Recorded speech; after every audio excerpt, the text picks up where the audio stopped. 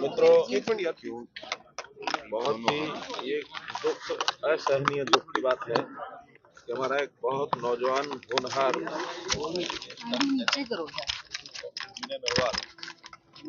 आतंकवादियों का शिकार हो गया, शहीद हो गया। जी सर। उनके परिवार के लोगों को मिलने के लिए मैं आज आया हूँ। स्वाभाविक है, हम सबको जब इतना कष्ट है, दुख है, मन में पीड़ा है, परिवार के लोगों को होना स्वाभाविक है। परिवार ने बहुत ही एक प्रकार से बड़े अरमान होते हैं कि बेटे को पाल पोस करके और एक अच्छे मुकाम पर उसको पहुंचाया है।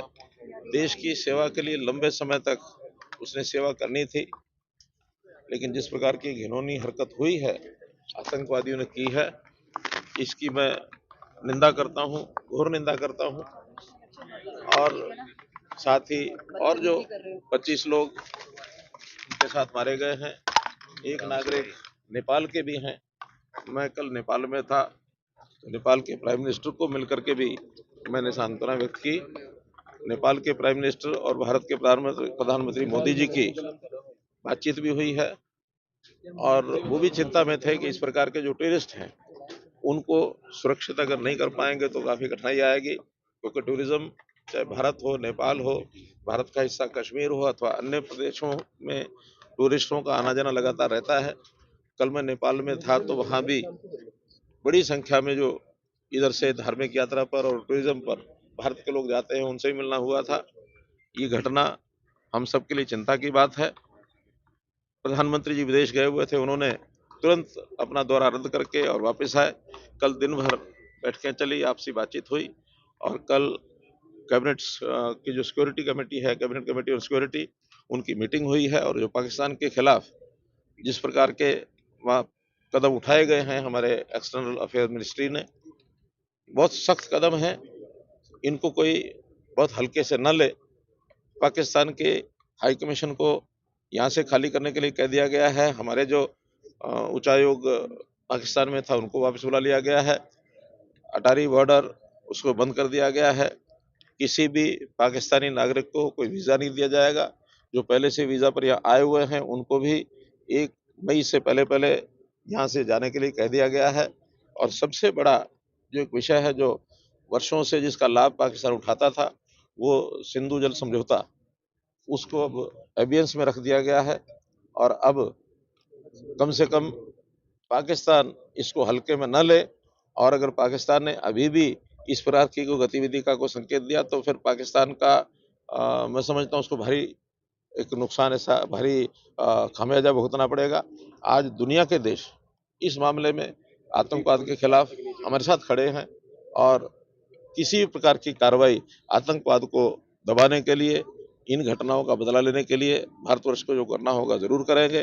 प्रधानमंत्री जी, हमारे रक्षा मंत्री, हमारे विदेश मंत्री, सब इस पर बहुत बारीकी से नजर रखे हुए हैं। और आज all party meeting Rajnath Singh ji की अध्यक्षता में वो भी हो रही है। सभी पार्टीज के लोगों ने इस घटना को कंडेम किया है, और मैं समझता हूँ देश एक है, मजबूत है। सारे देश में इसका जो रोष है वो प्रकट हो रहा है। एक विषय और जो नई बात ध्यान में आई है कि अभी तक आतंकवाद के खिलाफ कश्मीर के लोग नहीं दिखाई देते थे, लेकिन पहली बार ये भी है कि कश्मीर के लोग आतंकवाद के खिलाफ आज बोले हैं। यानी कल उनके बाजार भी बंद थे। आगे से आतंकवाद को कश्मीर के लोग भी सहन नहीं करेंगे। कश्मीर पुनः शांति के रास्ते पर, जैसे काफी समय से 370 धारा हटने के बाद आया है, उस रास्ते पर ही बढ़ेगा। और ऐसी गतिविधियों को हम हर कीमत पर रोकने का प्रयत्न आप भी करेंगे। कुछ ऐलान कर रहे थे, सड़क की बात कर रहे थे, कुछ चर्चा अभी चल परिवार रही के लोगों से बात हुई है, तो अभी क्योंकि हरियाणा सरकार की ओर से ये कदम सब होने हैं, मैं मुख्यमंत्री से बात करूंगा, और बात करके उचित कोई ना कोई, क्योंकि विनय नरवाल का नाम अमर रहे, उनके नाम से करनाल में जो भी कोई घोषणा करनी होंगी वो हम बाद में करेंगे। क्योंकि अभी परिवार एक प्रकार से जो इस समय 10 दिन का 12 दिन का जो भी शोक का कार्यकाल है, उस कार्यकाल के समाप्त होने के बाद इन सारी चीजों पर विचार मुझे करेंगे। पल तो नहीं है, लेकिन रॉबर्ट वाड्रा कुछ बयान लोग दे श्रीनगर में फंसे हुए हैं, उनकी मांग है कि हमें वहां से निकाला जाए स्पेशल फ्लाइट के जरिए। टिकटों के रेट 35-35 हजार रुपए हो गए। कल लाइव इंटरव्यू हुआ है श्रीनगर से। कल रात्रि को हमारे जो उड्डयन मंत्री नायडू जी, राममोहन नायडू जी ने मीटिंग ली है सभी अधिकारियों की, और उनको चेता दिया गया है कि इस अवसर का कोई एयरलाइंस लाभ न उठाए। जो सामान्य किराया है उसी किराए से उन लोगों को वापस दिल्ली और मुंबई के लिए स्पेशल फ्लाइट्स एयर इंडिया की भी 2 तय कर दी गई हैं, और ऐसे ही 2 दूसरी प्राइवेट एयरलाइंस की उन्होंने भी, शायद इंडिगो है या कौन सी, उन्होंने भी तय कर दी हैं। और भी आवश्यकता होगी तो स्पेयर एरोप्लेन्स उनको खड़ा किया गया है, ताकि जितनी जितनी आवश्यकता होगी उन लोगों को वहाँ से इवैक्यूएट करने की जो बात आएगी वो जरूर करेंगे। फिर भी शांति बहाल हो और टूरिज्म के नाते से लोगों का कॉन्फिडेंस बढ़े, इस नाते से भी काम साथ साथ शुरू कर दिए गए। शहीद राजनीति कर रहे हैं सर, रॉबर्ट वाड्रा का बयान। बड़ी दुर्भावना, यानी एक प्रकार की एक दुर्भाग्य की बात है कि जो नाम आप ले रहे हैं, उन्होंने जिस प्रकार से इस घटना को रंग दिया है, वो कम्युनल रंग देने की जो बात पाकिस्तान के लोग कर रहे हैं, टेररिस्ट कर रहे हैं, इसी प्रकार की कम्युनलिज्म की बात अगर हमारे लोग नेता जो करेंगे तो वो भी एक दुर्भाग्य की बात है। इसको नहीं करना चाहिए, समझना चाहिए। वैसे तो अब तक जो जो घटनाक्रम हुआ है उसको सब लोग समझ चुके होंगे, फिर भी उनको सद्बुद्धि आए, इतनी ही बात कह सकते हैं। बेटी ने कहा है कि काफी वहाँ क्या घटनाक्रम हुआ क्या नहीं हुआ, प्रत्यक्षदर्शी तो स्वयं है।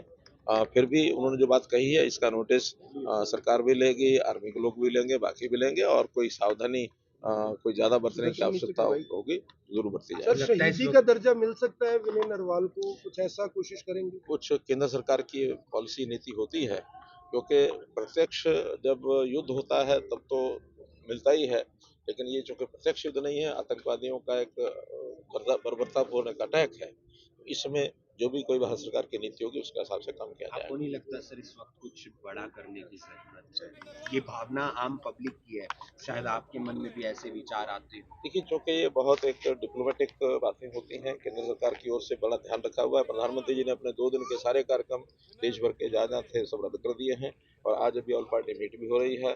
कल कैबिनेट कमेटी ऑन सिक्योरिटीज जो बात बताने लायक है वो सब बता दी गई है। अन्य कुछ विषय ऐसे होते हैं जो हमें और आपको इस समय चर्चा करने के बजाय इंतजार करना चाहिए कि कौन सा सख्त स्टेप उठाया जा सकता है। सर, विनय जी की वाइफ